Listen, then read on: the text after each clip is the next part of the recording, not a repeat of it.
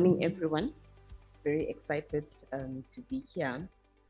Okay, so today I'm going to be presenting on a topic, disciplining power, critical perspectives on analyzing humor and social control in contemporary South Africa.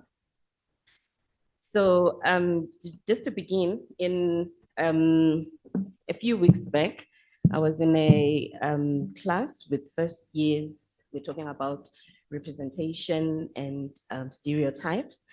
And I asked the students about typical representations of AMA 2000, that is the youth, those who were born in the 2000s. And one of the students answered, we tend to make fun of our situations, no matter how grim they might be. To be honest, that wasn't part of the responses that I was anticipating at that moment. But looking back, it struck me how over the years I've had conversations with different people, definitely not Amatuke though, people from other parts of Africa, like Nigeria and Zimbabwe.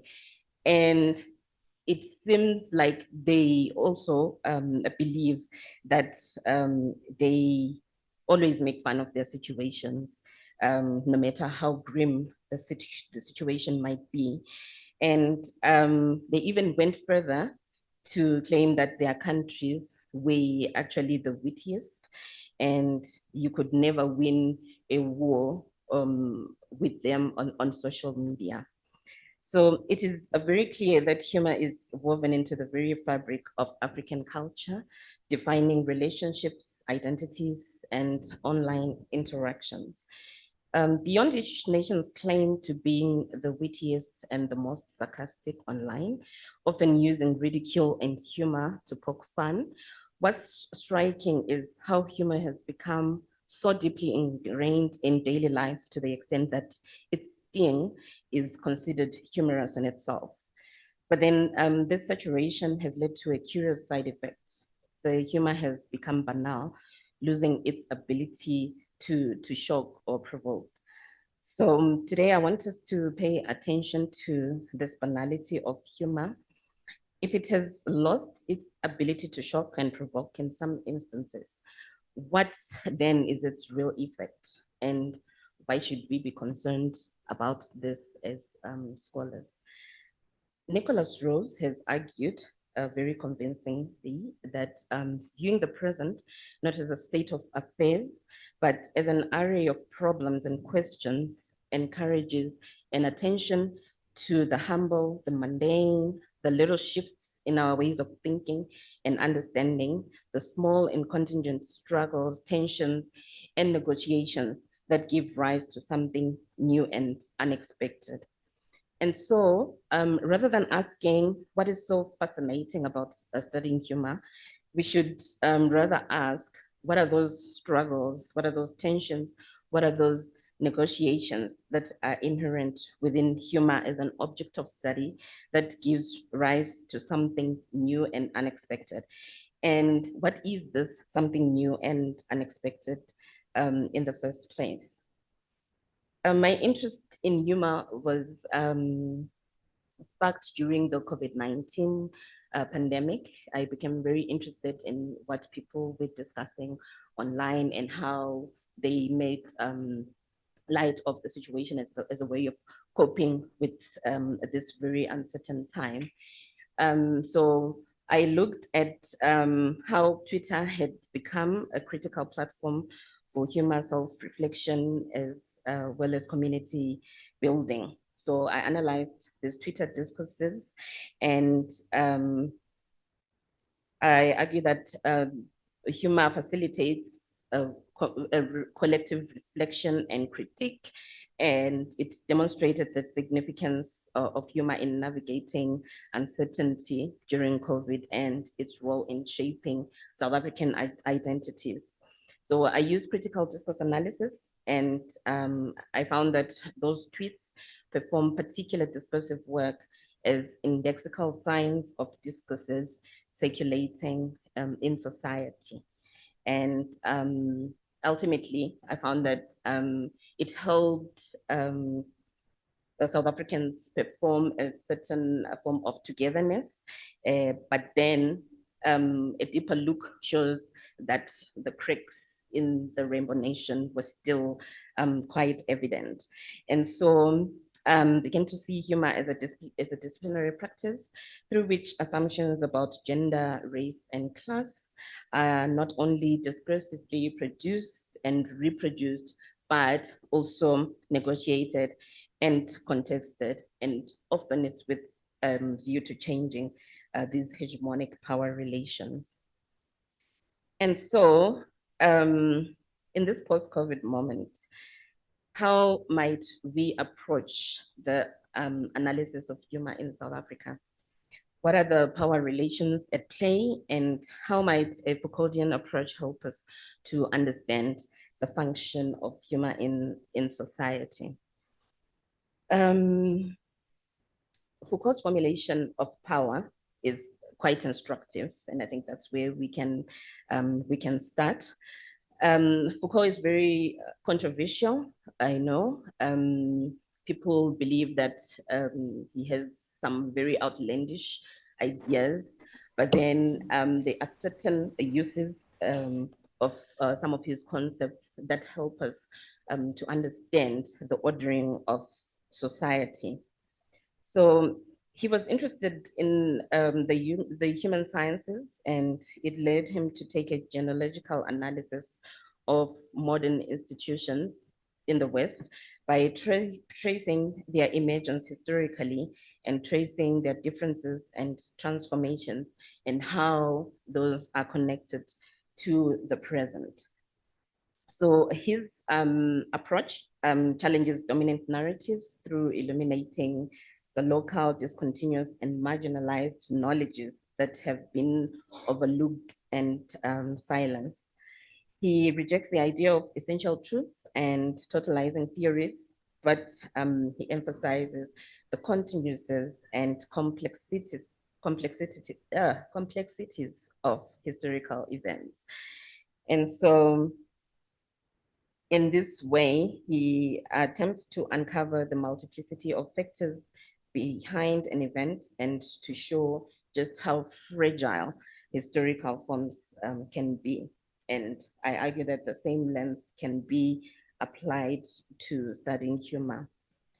Now, in his early work, like Madness and Civilization and the Birth of the Clinic, he focused on the analysis of historically situated systems of institutions and discursive practices. He was concerned primarily with discourse, and he was interested in the rules and practices that govern discourse in particular historical moments. And so he referred to discourse as a system of representation. He argues that in any discursive field, they can exist different or contradictory discourses that can operate without changing their formal strategies. And so in analyzing discourse, we should not therefore look for the dominant or the dominated discourse. Rather, we should be more concerned with how they achieve that status and what common sense strategies they use. And then in his later work, Discipline and Punish and the History of Sexuality, he came to be more concerned with the nexus between power and knowledge. And he advances what he calls an analytics of power, which is an alternative to a theory of power as a means of defining the specific domain formed by relations of power. So whereas traditionally power had often been conceived of in negative terms, he brings a positive conception of power that he reformulates it with a positive conception, which is both technical and strategic. And he redefines power as a positive force that shapes and influences rather than just merely represses. So for him, power is omnipresent. It's everywhere because it comes from everywhere. It operates in a net-like organization from multiple points, and so it is not a position or something that can be seized or acquired. So an analysis of power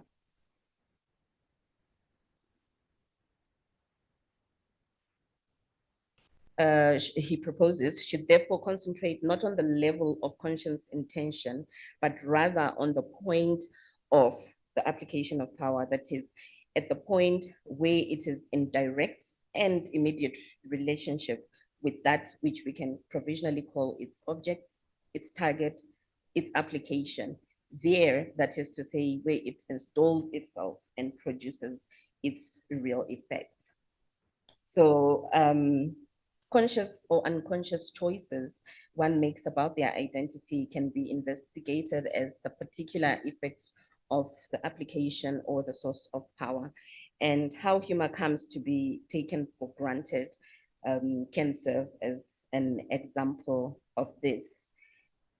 Now, Foucault argues that power is a productive force.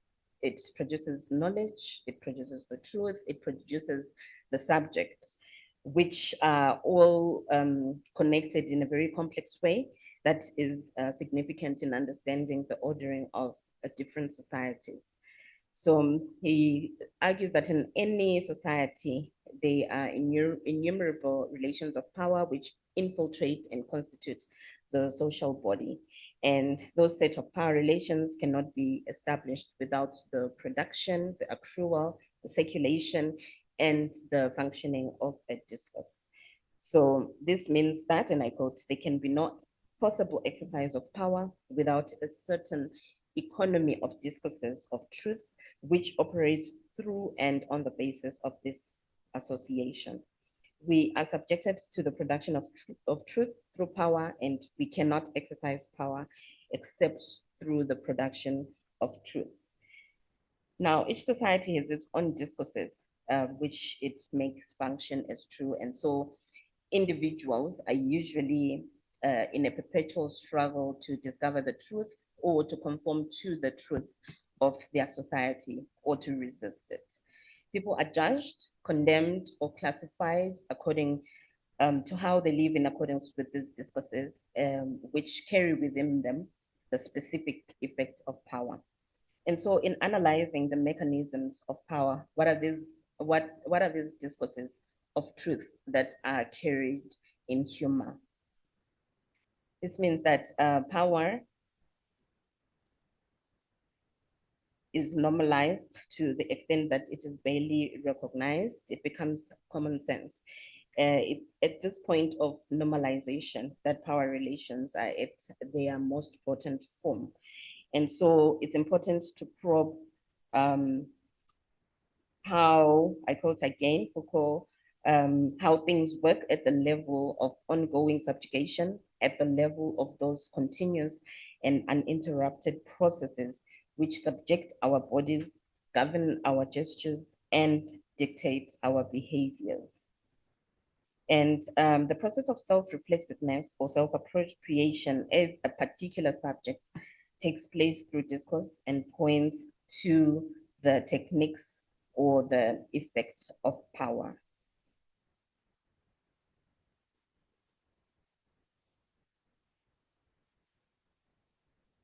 So in his analysis of the process of modernization, Foucault notes that it is this form of surveillance or control that is at the core of governmentality. And studies informed by a governmentality perspective are, next slide, please, very long quotation from Nicholas Rhodes, which tries to explain what essentially is the main concern with studies of governmentality. So it says that there are studies of a particular stratum of knowing and acting, of the emergence of particular regimes of truth concerning the conduct of conduct, ways of speaking truth, persons authorized to speak truths, ways of enacting truths, and the costs of doing so.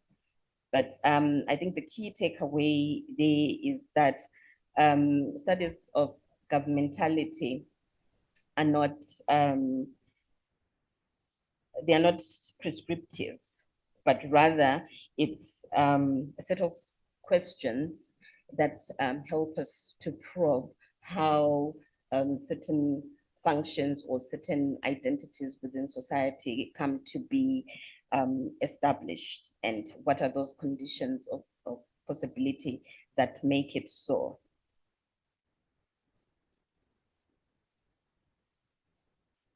So Foucault talks about the technologies of power, which regulate the conduct of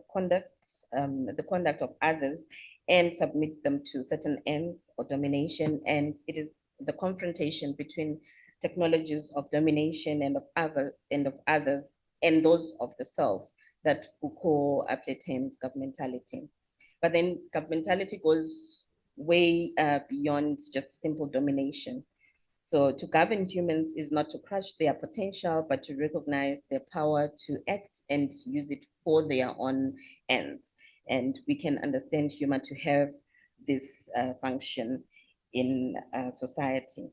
His concept of government and governmentality provide a framework for understanding modern operations of power knowledge. And in his seminal work, Discipline and Punish, he illustrates the modern operations.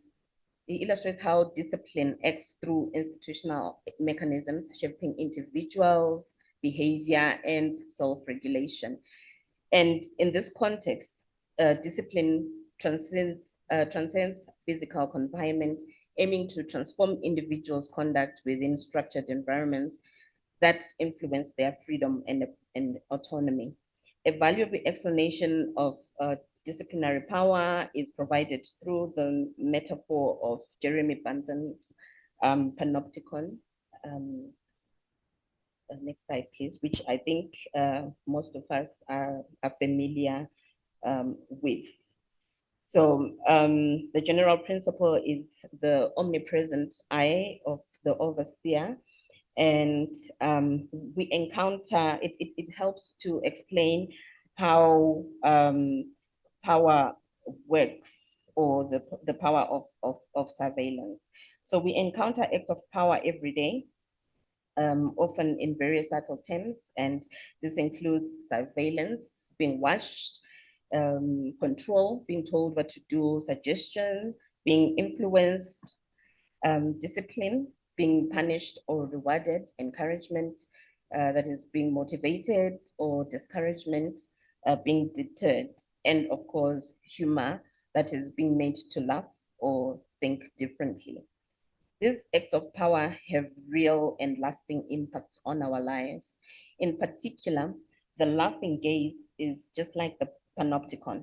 One is constantly being watched, being surveilled, and when people surveil each other, admonishing each other, ridiculing each other on a daily basis on social media platforms, that's where power is at its most potent, where it's least thought about, where it's least visible. This is where they form norms, people form norms, expectations, and forms of discipline against one another. And this has the effect of surveillance, which is internalized to the point that each person becomes his or her own overseer. And here the subject then actively negotiates, struggles with, or resists certain discourses that seek to regulate their conduct. Okay, so that's a lot, but what does this all have to do with humor and South Africa in particular? So humor's ambivalent role as a tool for reinforcing and challenging social norms has been a cause for scholarly concern over the years, and studies have demonstrated its potential in both avenues with very fascinating detail, from critiquing its role in reinforcing asymmetrical power structures to examining irreverence and ridicule as tools for social commentary and embracing its potential to promote social justice. Studies have shown how humor and rumor function as resistance to state power, as coping mechanisms to negotiate or subvert state power, and to laugh at themselves. And here we've got the work of Williams, Manganga, Obadare, and Mpofu's edited collections on his study of, on his books on laughter within South Africa and beyond. And research on humor in South Africa has, primarily focused on the role of stand-up comedy in challenging dominant norms and discourses. And recent studies have also begun exploring multiculturalism in humor, humor and satire in advertising, and humor in cinematic representation. And here the work of Krigler is quite instructive because he provides a historical overview of humor studies in South Africa, highlighting its use as social commentary from pre-colonial times to the present.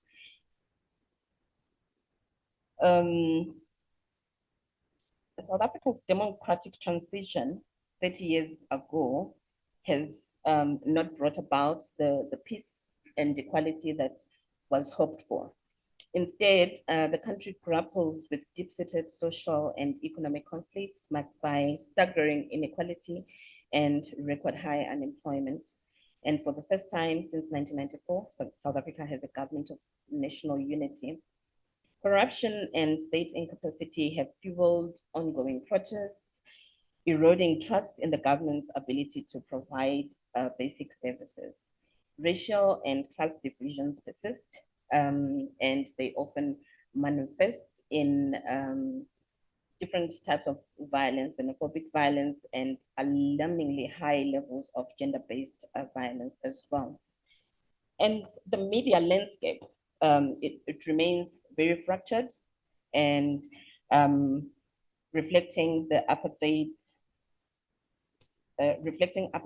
era fault lines, while social media platforms serve as a powerful outlet for South Africans to express their frustrations and try to imagine a better society. So it's like they're constantly engaged in a national conversation, trying to find healing. And so that is why you find that they're very, very active on social media. Internet penetration stood at 74.7% at the beginning of the year. And statistics also show that at least 98.7% of people access it on their mobile phones. Yeah, I think a couple of slides down, please.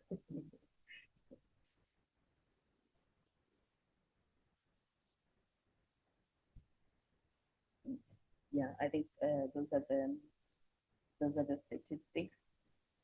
The next slide.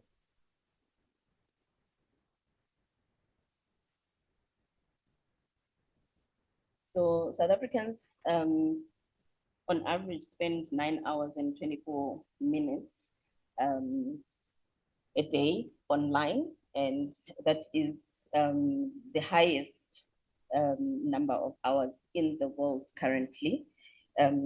So, and mostly, as I said, they access the internet on, most of them access the internet on their mobile phones. Next slide, please. And then those are the popular social media platforms that they use, with WhatsApp leading the pack with 93.9%. Right. So now, despite all of these challenges that I've mentioned, online discussions are lively, they're contentious, they are very introspective as citizens question the ongoing impact of coloniality, corruption, and unemployment on their society. And this national conversation underscores the urgent need for sustainable conflict resolution strategies to address South Africa's entrenched issues. And Humour provides an avenue for South Africans to speak back at power, celebrate events of national importance, and also to come together to discuss everyday issues. They use all of those different platforms, podcasts, reels shared by comedians and content creators, and most often the comments from ordinary citizens are very interesting as well on those different clips. And ordinary members as well share jokes in the form of satire and ridicule via memes and videos of instances that they find funny. In these everyday innocent conversations, power relations are made latent and the conduct of conduct is made apparent. And so we can ask, what truths are circulated in these everyday discourses about people and their conduct in the name of humor? How are they made intelligible in South African society at this moment in time? What conditions allow for such truths to be made? How are they enacted and by whom? And what tensions, struggles, and contestations inherent? Okay, so I'm going to give a few examples that I picked on how people police each other on social media using using humor. Please, next slide. South Africa has an inclusive constitution, and same-sex marriages are legal, but there seems to be a persistent need to police these couples on social media. Two examples come to mind. The first marriage is that of an actress and singer who was previously married to a man and who happens to be a Sangoma, Latoya Makene and Lebo Keswa. Following their split a few months back, Lebo went to podcast after podcast expressing her disgruntlement with very comic facial expressions that have now turned her into memes and comic video clips. She now has become the face of Umgo. Now I couldn't find a proper English term to capture this, and the face of failed same-sex marriages. And so those are some of the facial expressions that have become kind of viral. Please, can you move it to the next slide? Right. So this one is the most common one. And so I was saying the same thing happened to Mohale, who was previously married to Somizi. It seems as if the less famous party is the one that always gets dragged. In the case of Latoya and Lebo, there were reports about violence in their marriage, and then there were some very vile comments that people made as they were laughing. They called her Mrs. Husband and said she must accept that it's very hard to be a man. And they said, what do you call GBV when it's woman to woman?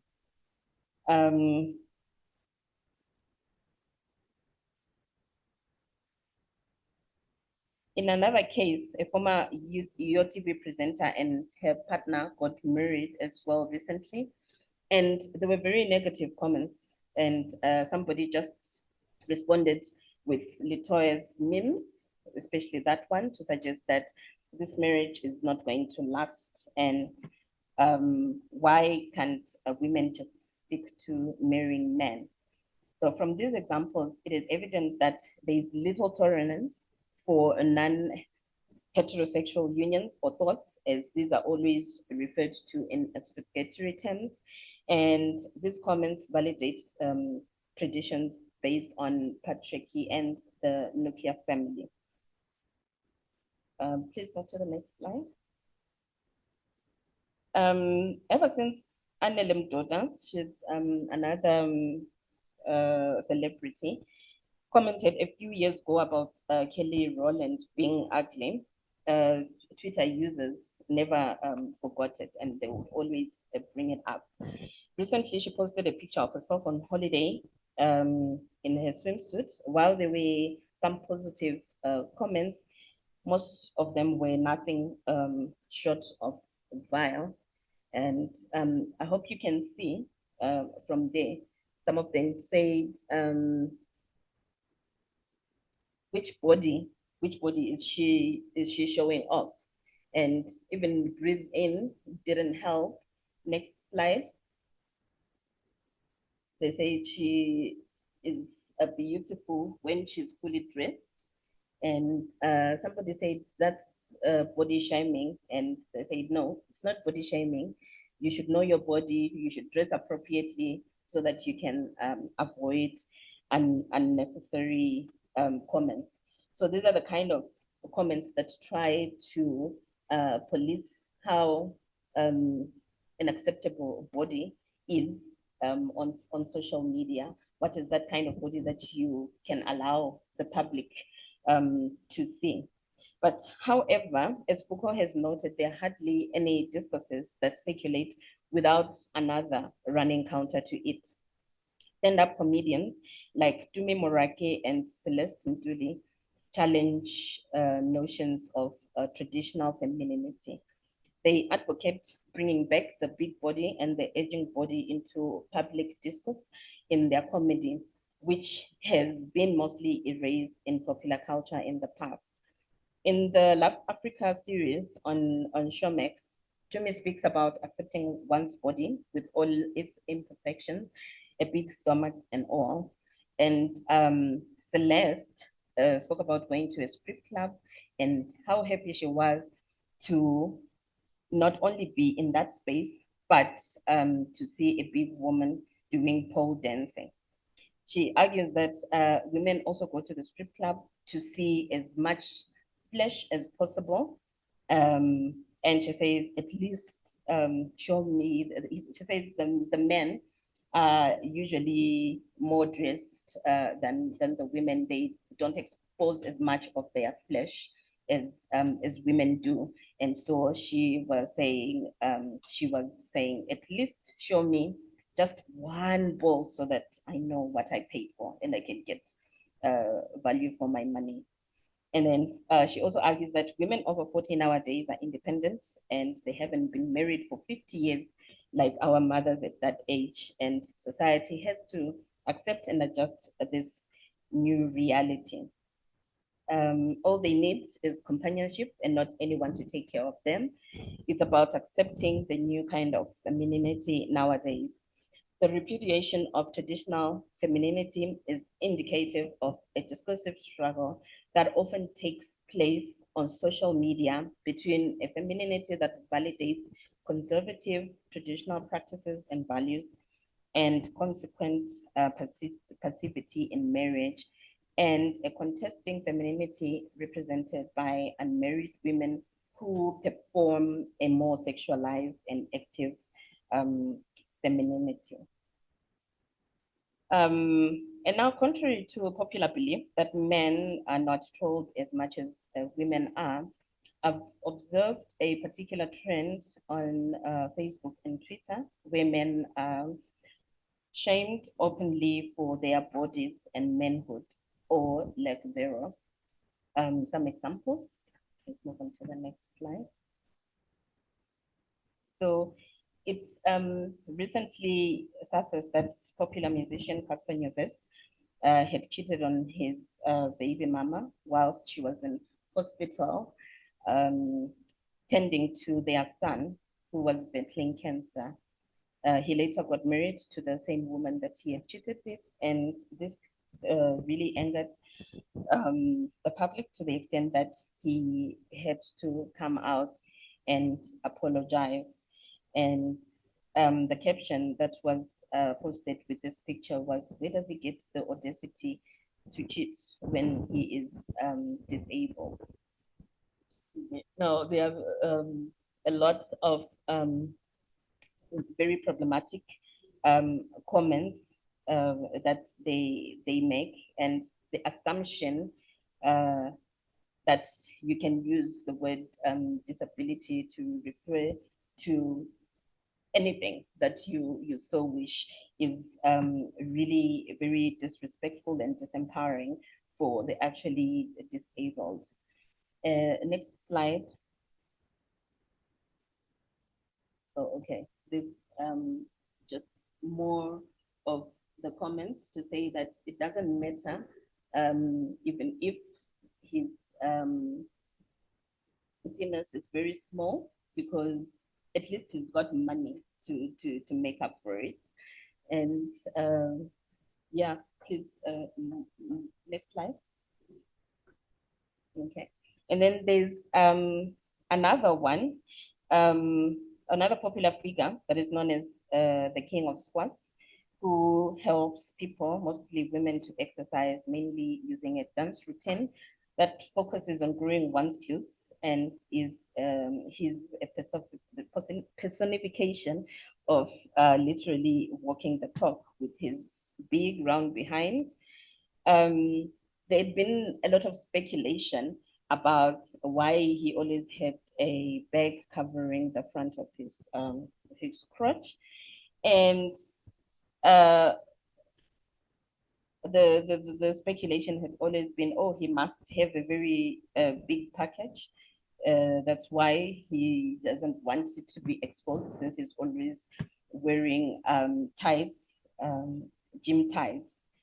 So finally, they saw a clip where the bag was not covering, and the comments came. We always knew there was absolutely nothing under that bag, and there's no way that he can have a big behind and still have a healthy package. So can we move on to the next one, please? Yeah. And then I think we can see the first one there. I think that's a Gwede Mantashe. And then that's Kabza De Small, another musician. So in as much as this post was made to throw shade on Kabza, because his girlfriend had recently revealed that he's a 2-minute man, the comparison with the tiger in the form of Gwede Mantashe is very hilarious, with that huge pot belly of his hanging there. But then they say he lasts for 3 hours. So it's a shade for both men, what the minister and the celebrity alike. Naming and referencing bears the imprint of value judgments, and these predicational strategies that I use here, they intend specific body fragmentation. So in other words, the struggles over power and meaning through humor indicates an intricate form of governance that operates on people's bodies to condition who they are, how they should think, and how they should behave. The body is a site of power, mostly patriarchal power, which defaults to heterosexual humans. Such body shaming is common in health discourse, through which some bodies, notably fat and thin bodies as well, are expurgated and considered as sites of disease. The dominant message that frequently permeates these popular cultural forms is that the ideal body is considered lean and healthy, and a fat body is unhealthy. But then, as we know, in the African context, there's an opposing discourse that's prevailing too. Please, next slide. Citizens also seem to enjoy ridiculing people in positions of power. There's an example there of Julius Malema. Somebody posted and said he should take he should be taking ARVs. There really isn't any harm to them. This was in reference to a certain post that had been a certain viral, I think, the video that shows that that showed a man that was trying to convince another one to take a snake so that they could use it as muti. So now Julius Malema is also being told that he should just take this thing. It's not dangerous. And a few days ago, when the former governor and former minister of finance died, they kept asking if Cyril Ramaphosa was going to be next. Next slide, please. Yeah. So Fikile Balula had posted a condolence message, and they were saying, no, it actually should have been you. Now, Caustic and Death have so powerfully argued that laughing at or about serious issues such as race, disease, or poverty could be understood as a form of counter-conduct, behaving contrary to reasonable expectations and responsible norms, and making others uncomfortable or awkward. So as people respond to these humorous tweets and posts and challenge each other's positions and views, dispute certain previously established truths and create new ones in the process. They perform discursive work that ultimately constitutes others and themselves as particular subjects who make those truths function as true. These contesting discourses about sexuality, masculinities, and femininities function as disciplinary practices to regulate people's conduct and so act on their bodies. These practices have been identified as particular technologies of the self that people have to enact in order to perform a particular desirable identity or identities. And the discursive constitution of this range of identities, as constructed on social media and in comedy, appears to be a contested terrain that has been shaped by wider dimensions of the social order. And arguably, it is possible to identify this contested terrain beyond these spaces, and it is reasonable to assume that it has a wider currency than merely online. And just as a way of concluding, these everyday conversations prescribe certain forms of acceptable behaviors while expurgating the other. As Perez has noted,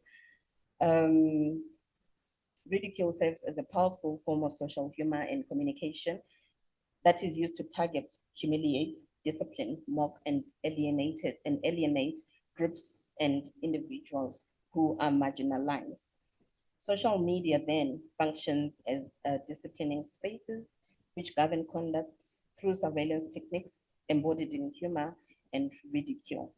Issues of race are dealt with in stand-up comedy as colors and Indians come to terms with their reality. Now, sorry, I didn't go deep into detail about those. But as Rhodes argues, the activity of government is, I quote, inextricably bound up with the activity of thought. It's made possible by and constrained by what can be thought and what cannot be thought at any particular moment of our history. We must keep having these critical conversations so that in small ways we can begin to contribute to social justice. And this is not to say we're unaware that there are trolls who are simply there for the purpose of trolling on social media, but we need to keep up the critical engagement with these issues.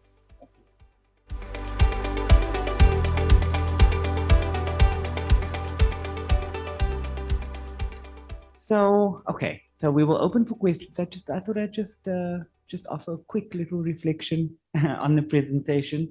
And, you know, while I was listening to it, I wrote a couple of things down.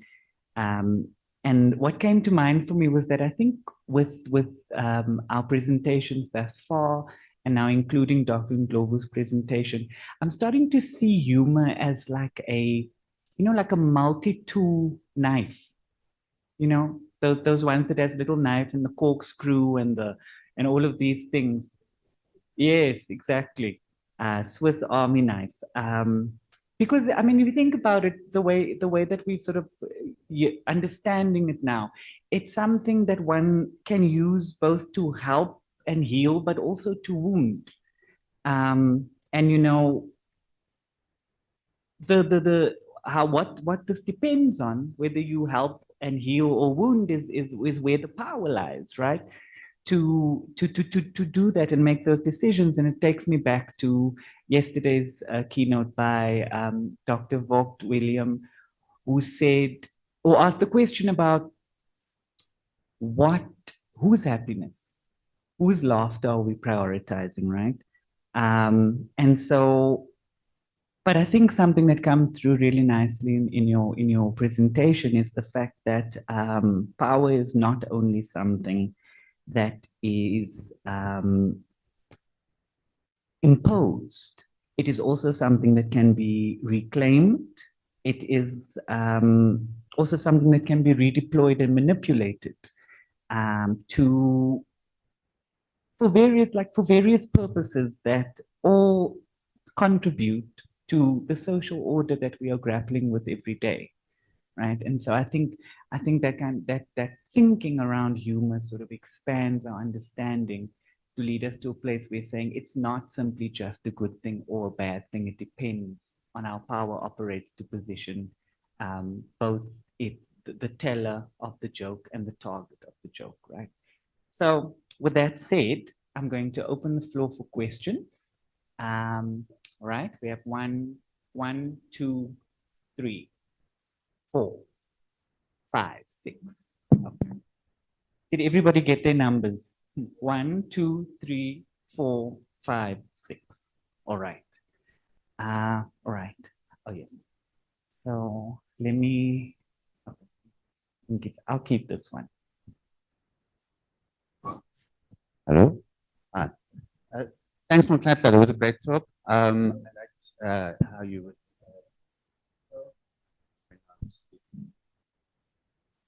Governmentality.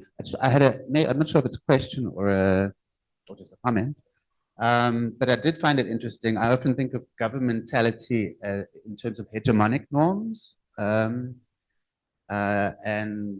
how these structures, these normative structures, get people to discipline themselves, right? So when I think of governmentality, I'm thinking that it's a sort of a structure of hegemony that leads people to discipline themselves, right? But what you've shown in these examples is actually counter discourses, which are nevertheless achieving the same kind of end of people sort of policing themselves.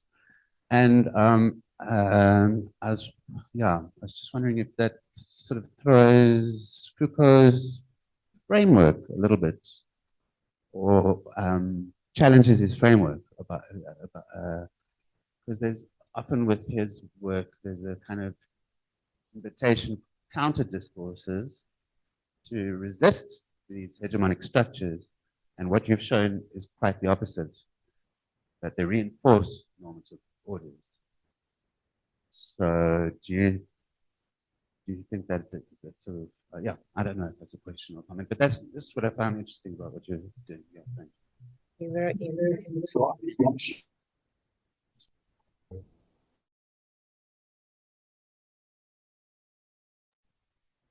And I think the most important thing is that these marketers are fighting over the same audiences because they want to grow with their audiences. Usually it's 18 plus. So the audience same also it's fragmented, in different, the way the audience has been perceived, it's been perceived as fragmented among different platforms. So yeah, I think the fact that it's likely to be governed by these digital technology, which will likely to govern itself. Like, how do we then imagine it as a possible space for reimagining Black bodies? Yeah.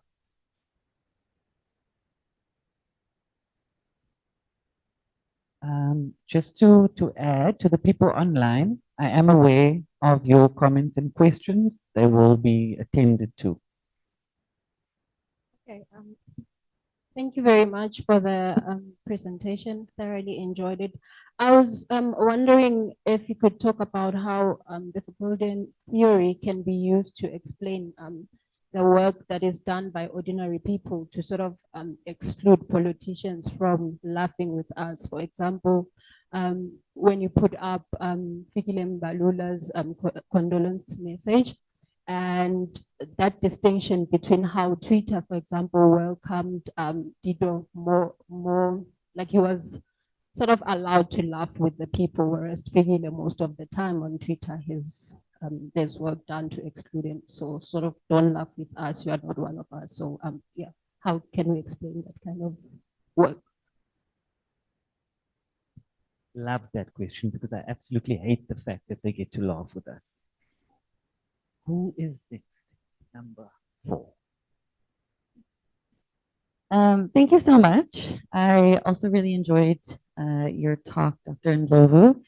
I don't know how formed my question is, but I was thinking about what you were saying about, yeah, the surveillance and also self-surveillance. And I really like that you talked about also bodies. I think that those can, people often use bodies as like the butt of a lot of jokes. And yeah, and as you showed, they can so entrench ideas of what normative bodies, what beautiful bodies, body types, etc. So thank you for showing that so well. I think my question is around, so when you showed the Cubs of the Small thing and said he was a 2-minute man, I'm not gonna lie, us girls over here, we were laughing. And I think we were, I can see the point about also how it regiments, men's bodies, and it feeds into also these notions about masculinity and sexuality. But as like a queer woman, I laugh at that because, it because women's sexuality and desires around being pleased are never prioritized. So to kind of ridicule a man for being a 2-minute man, yeah, I'm gonna laugh. But the way that you were analyzing that was kind of from a different angle. And so I guess my question is somewhere around like, do you look at who is posting and who is laughing and who is not laughing? And yeah, I mean, you talked about the laughing gaze, which I also really like thinking about that as a concept. But yeah, there was just something about in that example, I thought, like I'm sitting here laughing at that. But that's different from maybe how a man is seeing that and either laughing or being afraid of I think this ties into Prophet Abedinefard's work around like ridicule within masculinity and as a way of kind of policing other men. So there's that kind of thing of like, is it a man saying it to another man as a way to kind of police you? Is it a woman who's kind of laughing and making a mockery of patriarchy? Yeah, and I think that Jamil's reflection kind of touched on also the multiple ways and directions that humor is used and mobilized. So yeah, just your thoughts on that. Thank you again.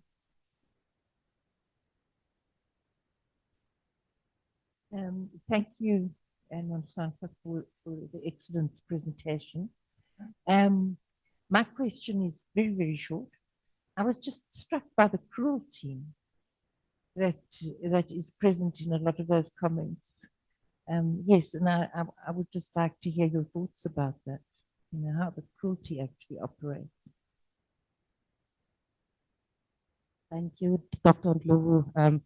I'm going to sort of riff off of what Jamie has also said, because that was my point of departure. Who's laughing gaze is going to be prioritized here. And I'm also going to riff off of what Melissa has already brought up. A lot of what was said is also cruel.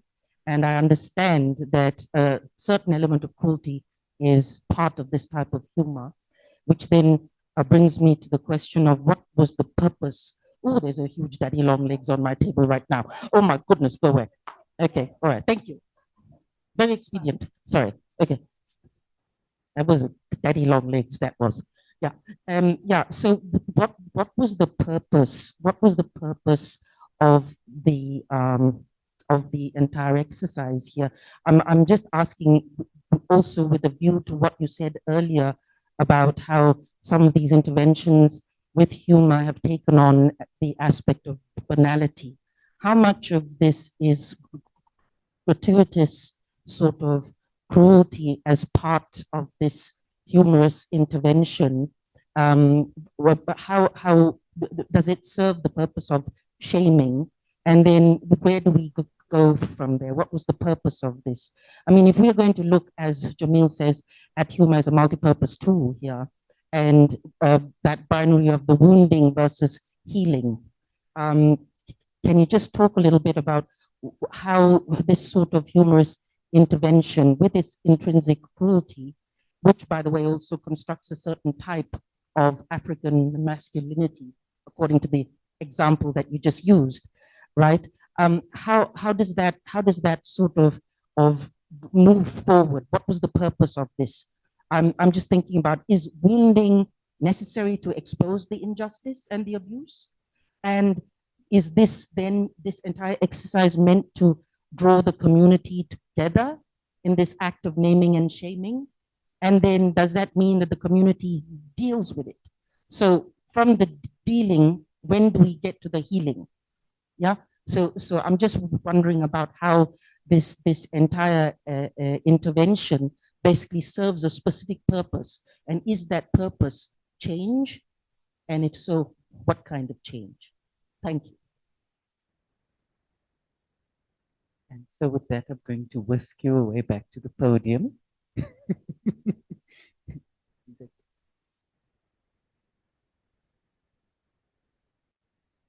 And then also, while Dr. Ndlovu was walking back to the podium, I just want to acknowledge, and so the question is there for reference, but I just want to read it out. So we have a question online from Masilo, who asks, how does the illusion of intimacy created by parasocial relationships affect the reception of controversial or offensive humor? What are the possibilities of following an online social contract on how to conduct ourselves online, particularly when it comes to making jokes about each other and public figures? All right. Thank you. Thank you for those very interesting questions. I don't know if I can do justice to all of them though, but I think I'll try to remember the comments that were made. In terms of whether it's oppositional, I think you said, does it sort of throw, can you be a bit nearby, because I'll ask for some clarifications from the people that asked the questions.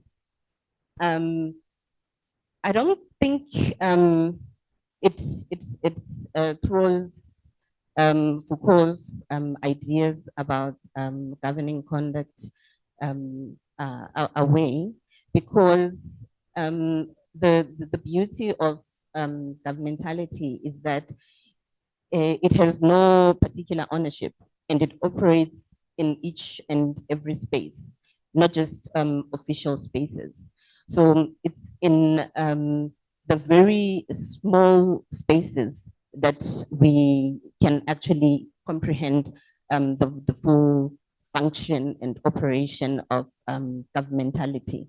So when we conduct or when we govern each other's behaviors, that's when we can understand the function of power. And it doesn't matter in which space. In those small spaces that we never really think that power exists, that is where it is most telling. I don't know if that answers your question. And I think there was another question about how do we provide about the digital, about AI and the power of these social media platforms, which as we know, they very capitalist. They are just there for profit, and audiences obviously just provide the free content for them to continue operating. The more hits, the better. And so one might argue that perhaps that space is not so democratic. But then for those who do have access to that space, I think it's about how do you use it from your own personal perspective? How does it affect your perspectives about power within society, and what changes can you make within that small space in which you operating, so to speak. And you said, how is it a space for imagining Black bodies, I think.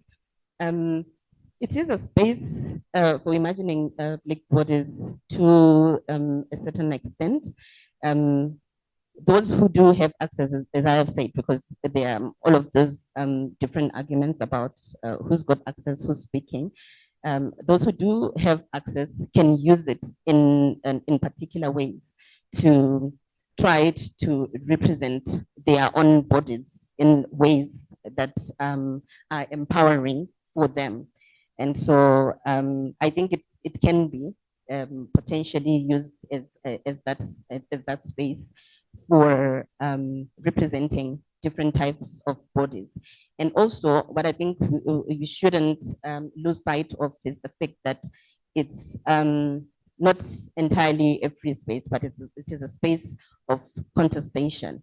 So that means no state of affairs is ever static. So there will always be those contestations and those negotiations within those spaces governed as capital as they are.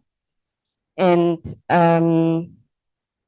who is made to laugh and under what circumstances, I think was another question.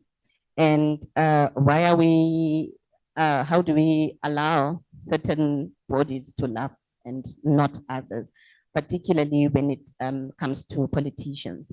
So because of the disgruntlement with politicians, we normally don't believe that they deserve to be happy. Because if we are so miserable, why must they be happy? Why should they be found laughing? What gives them that right if they make our lives so miserable?